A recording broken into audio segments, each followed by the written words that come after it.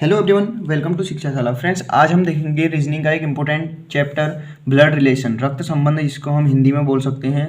इस चैप्टर को देखेंगे आज हम। और इस चैप्टर से संबंधित जितने भी टाइप्स हैं, जितने भी क्वेश्चन आपके एग्जाम में पूछे जा सकते हैं, वो सारे क्वेश्चन हमने इस वीडियो में कवर किए हैं। तो फ्रेंड्स, सबसे पहले इसका थोड़ा बेसिक समझेंगे और उसके बाद करेंगे इसके मेन क्वेश्चन जो कि आपके एग्जाम में हमेशा पूछे जाते हैं।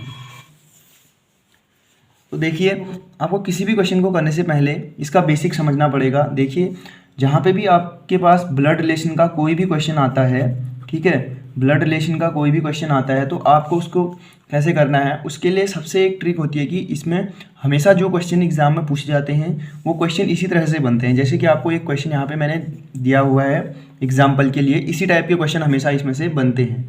तो इसके लिए सबसे पहले हमें इसका बेसिक समझना होता है। और इसका बेसिक क्या है कि तो इसके बेसिक में आपको एक मेथड बनाना होता है अपने अनुसार, ठीक है। उसके लिए मैं एक सबसे आसान ट्रिक लाया हूँ कि जिससे कि आपके सारे क्वेश्चन कोई भी टाइप की हो, वो सारे क्वेश्चन आपके इस वीडियो के अंदर कवर हो जाएंगे। इसी ट्रिक से आप सारे क्वेश्चन बना सकते हो।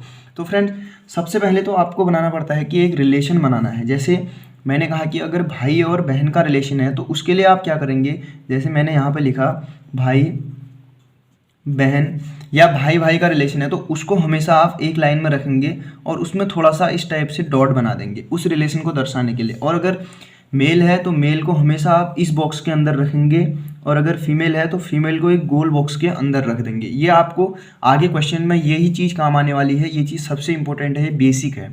अगर यहाँ पे मैं बोलूँ पति पत्नी का रिश्ता है तो उसके लिए क्या करेंगे आप, तो उसके लिए देखिए यहाँ पे पति तो इक्वल में रखेंगे इन दोनों को, ठीक है। तो मैंने देखिए पति पत्नी का रिश्ता इक्वल में रखा है और ये मेल है तो इसको इस बॉक्स में बंद और इसको गोल बॉक्स में बंद, हमेशा ध्यान रखना है। और जैसे कि बात आती है यहाँ पे, अगर यहाँ पे बात आती है पिता पुत्र की, तो पिता पुत्र को कैसे रखना है। यहाँ पे पिता, देखिए पिता को हमेशा एक स्टेप ऊपर रखना है और पुत्र को हमेशा एक स्टेप नीचे रखना है, ठीक है। तो ये दोनों मेल हैं तो इन दोनों को इस बॉक्स के अंदर हम बंद कर देते हैं, ठीक है। और इसके बाद अगर एक पीढ़ी और ऊपर जानी है तो हमें हमेशा ऐसे ऊपर जाना है तो दादाजी, इसके दादाजी का बताना है तो यहाँ पे आएगा वो, ठीक है, हमेशा ऊपर जाने में।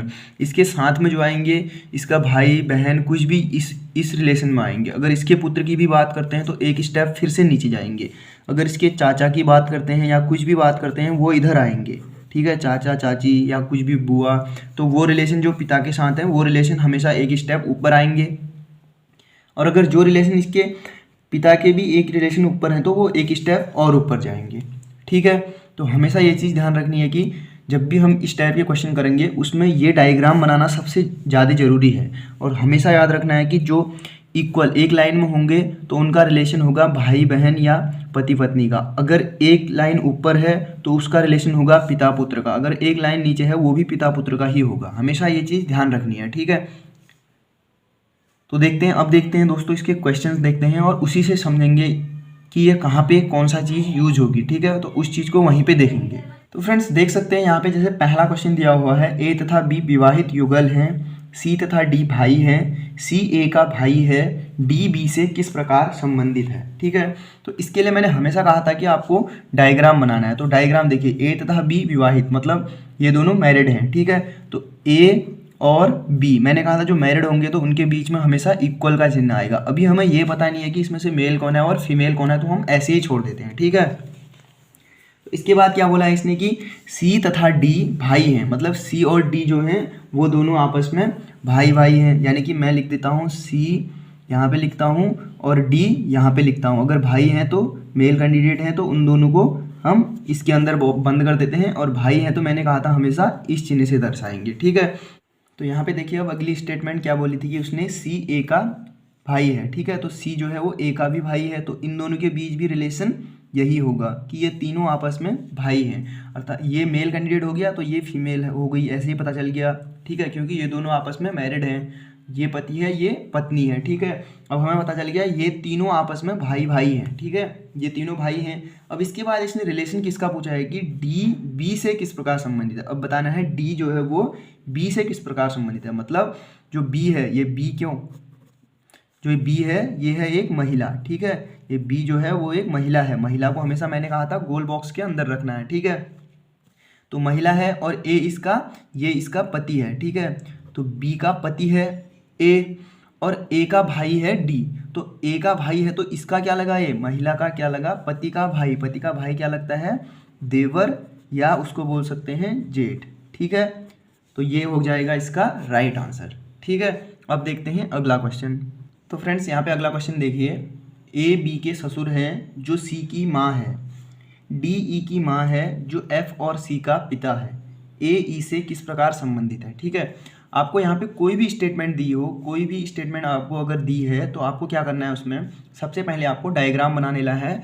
जो जो स्टेटमेंट दी है उस स्टेटमेंट का डायग्राम हमें बना लेना है। ठीक है, तो अब यहाँ पे सबसे पहले स्टेटमेंट दी थी कि ए बी के ससुर हैं। ठीक है, यानी कि बी ये है और ए इसका ससुर। ससुर यानी कि एक स्टेप ऊपर चले जाएगा। ठीक है, तो एक स्टेप ऊपर चले जाएगा। ससुर है तो मेल है, तो इसको हम इस बॉक्स के अंदर बंद कर देते हैं। ठीक है, अब बी का जेंडर हमें पता नहीं है तो बी को हम ऐसे ही छोड़ देते हैं।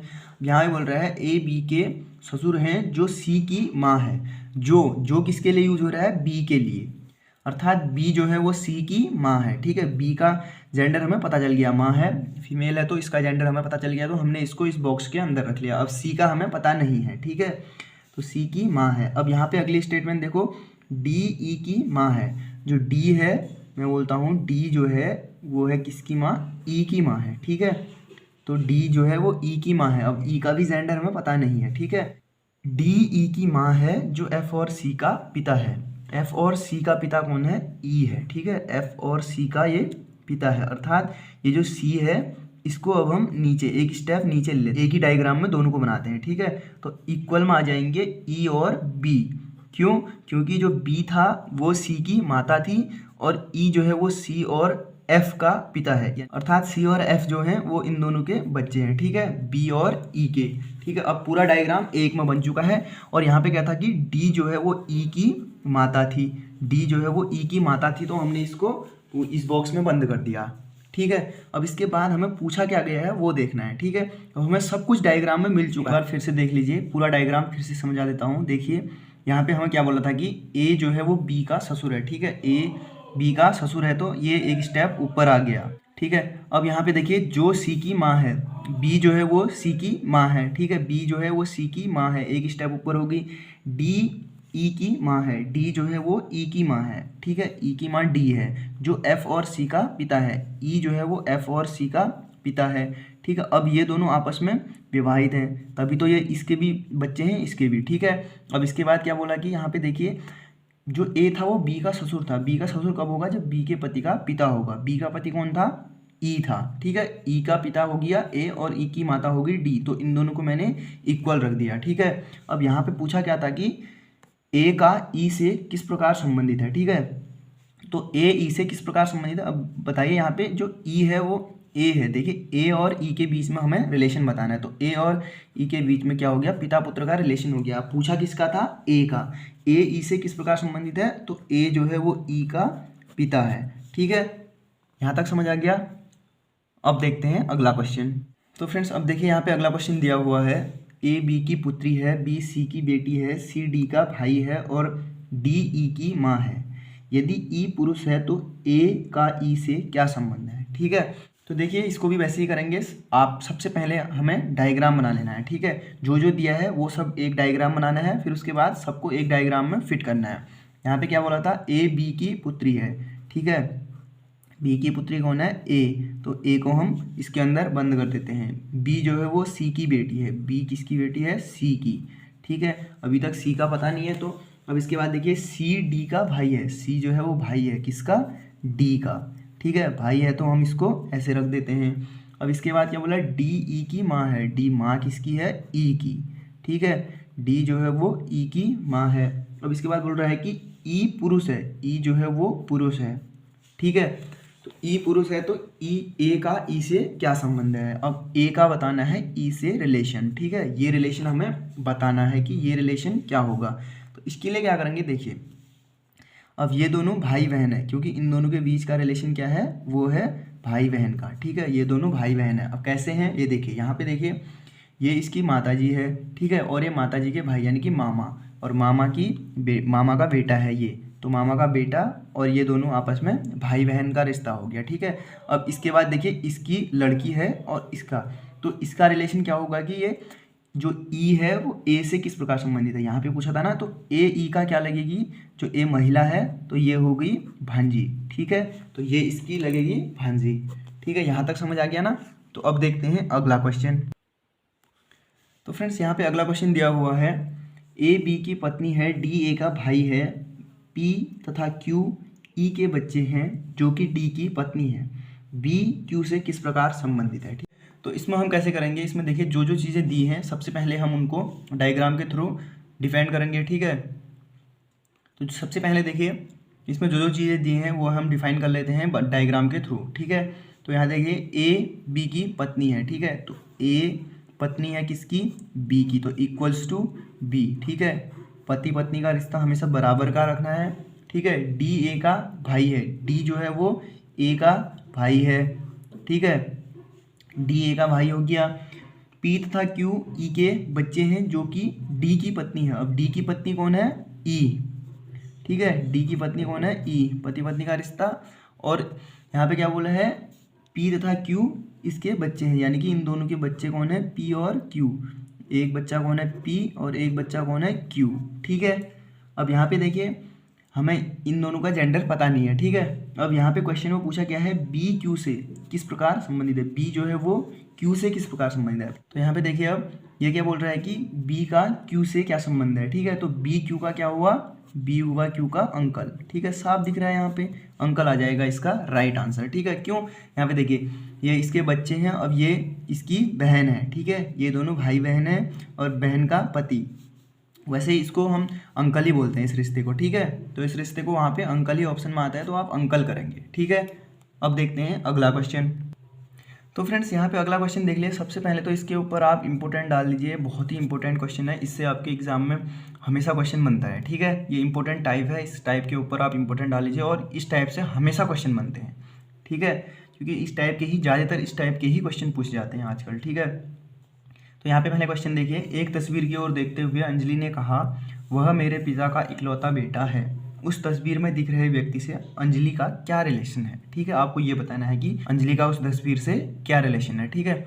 अब देखिए क्या बोल रहा है कि एक तस्वीर की ओर, अब मैंने कहा कि यहाँ पे एक कोई तस्वीर है, ठीक है, अब हमें इसका पता नहीं है, ठीक है, तो इसको हम क्वेश्चन मार्क लिख लेते हैं। एक तस्वीर की ओर देखते हुए किसने कहा, अंजलि ने कहा, ठीक है।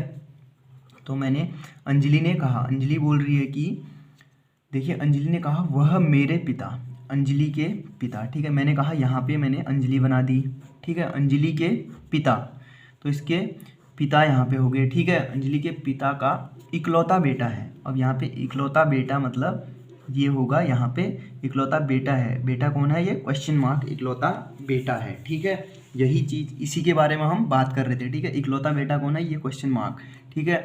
अब देखिए यहाँ पे अंजलि के पिता, पिता का इकलौता बेटा मतलब अंजलि का वो क्या होगा, भाई होगा, ठीक है, अंजलि का भाई हो गया वो, तो उन दोनों का रिलेशन क्या है, भाई बहन का, अर्थात यहाँ पे क्या बोला है, अंजलि का क्या संबंध है, तो अंजलि का वो क्या हुआ, अंजलि का वो भाई हुआ, ठीक है। इसमें कुछ भी नहीं करना है आपको, इजीली ये क्वेश्चन हो जाते हैं, ठीक है। तो फ्रेंड्स अब देखिए यहाँ पे एक अगला क्वेश्चन सेम उसी टाइप का है, इसको भी हम ऐसे ही करेंगे। देखिए एक व्यक्ति ने एक महिला का परिचय अपने पिता की बहन की बेटी के रूप में दिया, महिला उस व्यक्ति से किस प्रकार संबंधित है, ठीक है। तो आपको इस चीज़ में भी वही करना है, देखिए डायग्राम बनाने हैं, हमेशा याद रखना है। इस टाइप के क्वेश्चन बहुत आते हैं लेकिन ये दिखने में टफ होते हैं, बहुत इजी होते हैं, ठीक है। आपको हमेशा डायग्राम से चलना है, अगर आप डायग्राम से चलोगे तो आपके आंसर बहुत कम समय में आ जाएंगे, ठीक है। तो देखिए एक व्यक्ति ने एक महिला का परिचय कराते हुए, ठीक है, अब एक व्यक्ति जो है वो एक महिला का परिचय करा रहा है, मैं महिला को अभी क्वेश्चन मार्क रख लेता हूँ, ठीक है। तो ये व्यक्ति महिला का परिचय अपने पिता, ये व्यक्ति है, ठीक है, इस व्यक्ति को मैं ए नाम दे देता हूँ, ठीक है, ए जो है वो अपने पिता, इसके पिता, ठीक है, ये पिता हो गए, अपने पिता की बहन, अब इसकी बहन हो गई, ठीक है, तो इसके पिता की बहन ये होगी, बहन की बेटी, तो बहन की बेटी यहाँ होगी, बेटी के रूप में दिया, ठीक है, बहन की बेटी के रूप में, बहन की बेटी के रूप में दिया, तो अर्थात ये बहन की बेटी कौन है, ये क्वेश्चन मार्क, ठीक है। तो अब बोल रहा है कि इस महिला का इससे क्या संबंध है, ठीक है, तो महिला का व्यक्ति से क्या संबंध। अब देखिए यहाँ पे ये महिला थी, इसका तो ये कौन हुई, इसकी बहन हुई, ठीक है, क्यों, अब देखिए पिता की बहन यानी कि बुआ और इसके बुआ की लड़की, तो बुआ की लड़की क्या हुई, इसकी बहन हुई, ठीक है, तो अर्थात इसका आंसर आ जाएगा बहन, ठीक है। और ये टॉपिक जो आज हमने कवर किया ब्लड रिलेशन, ब्लड रिलेशन जो हमने टॉपिक कवर किया, तो रीजनिंग में हमेशा इससे आप अगर एसएससी की तैयारी कर रहे हैं किसी भी एग्ज़ाम की, 2 से 3 क्वेश्चन आपके इसमें मिल जाते हैं, ठीक है। तो आपके 2 से 3 क्वेश्चन इससे बन जाते हैं। तो फ्रेंड्स आज की वीडियो में बस इतना ही। आपको वीडियो पसंद आई तो लाइक कर दीजिए और चैनल पर नए हैं तो चैनल को सब्सक्राइब कर